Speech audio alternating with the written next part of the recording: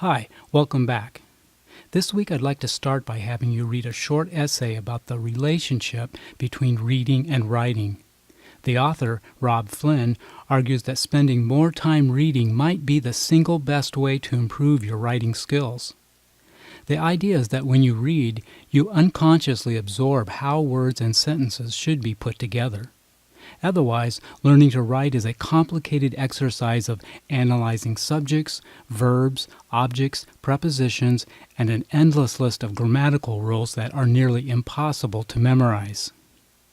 Of course, reading has to be something you enjoy. The fact is, most students who struggle with writing are not avid readers, and that very well could be the reason why they have trouble. So how do you get excited about reading? The answer is easy. Follow your passion.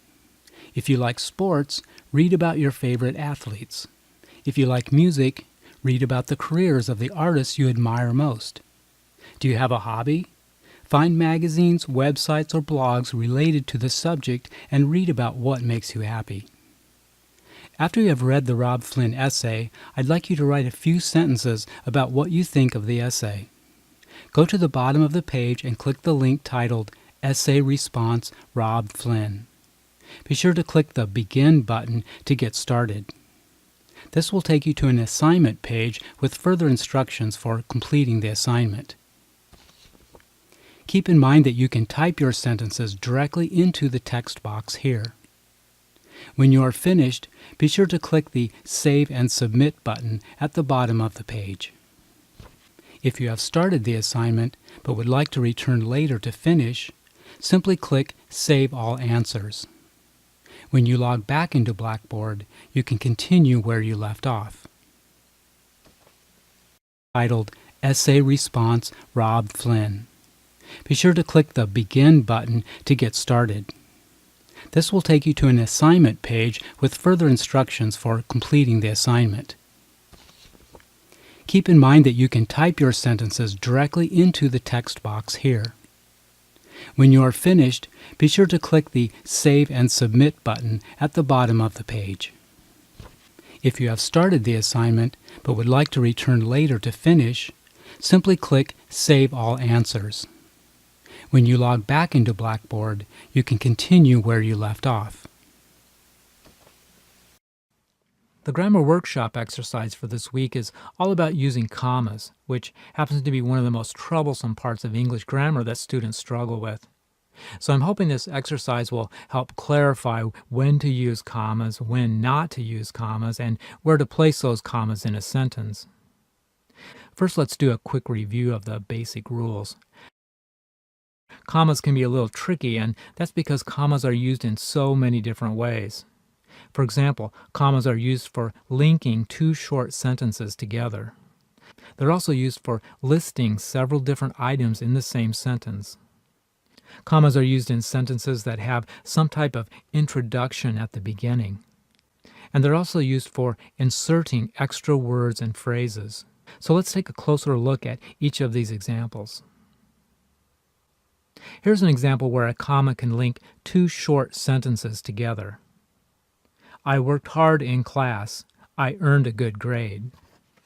Now, according to English grammar rules, we should be able to combine these two sentences into one simply by adding the word "and" in the middle. I worked hard in class and I earned a good grade. However, there's something missing here.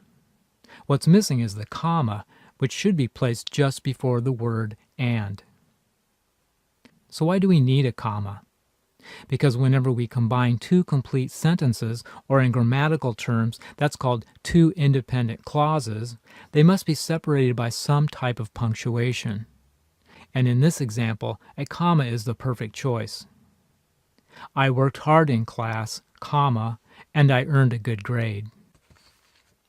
Here's an example where a comma is used to separate a series of items in a sentence.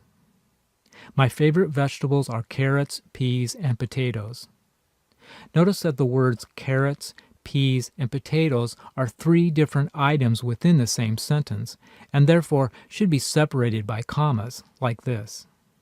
My favorite vegetables are carrots, comma, peas, comma, and potatoes. Or how about I'm going to the game with Steve, Marie, and Andrew. Again, the words Steve, Marie, and Andrew are three different items within the same sentence, and therefore should be separated by commas, like this. I'm going to the game with Steve, comma, Marie, comma, and Andrew. Commas are also used when a sentence includes some type of introduction, like, in my opinion, the game should have been canceled. Notice that this part of the sentence, the game should have been canceled, could certainly stand on its own as a complete sentence. However, whenever we add extra information at the beginning, like, in my opinion, this type of introduction needs to be offset by a comma, like this. In my opinion, comma, the game should have been canceled. Sometimes extra information shows up in the middle of a sentence instead of at the beginning. For example, Andrew, our department manager, has resigned. Can you spot the extra information in this sentence? Notice that this part of the sentence, Andrew has resigned, is pretty much a complete sentence on its own. It has a subject, a verb, and in grammatical terms doesn't really need anything else to make it a complete sentence. That means the phrase, our department manager, is essentially extra information that doesn't really have to be there. And as a result, it should be set off by commas, like this. Andrew, comma, our department manager, comma, has resigned. Or how about, the game, in my opinion, should have been canceled. Again, the phrase, in my opinion, is extra information that's not required to make the sentence complete. Therefore, we need to set it off with commas, like this. The game, comma, in my opinion, comma, should have been canceled. The comma exercise I've provided here will give you some practice in identifying what types of sentences need commas and where to place them. So that's it for this week's assignments. If you have any questions about the exercises in this module, please contact me at david.briggs@iowavalley.edu.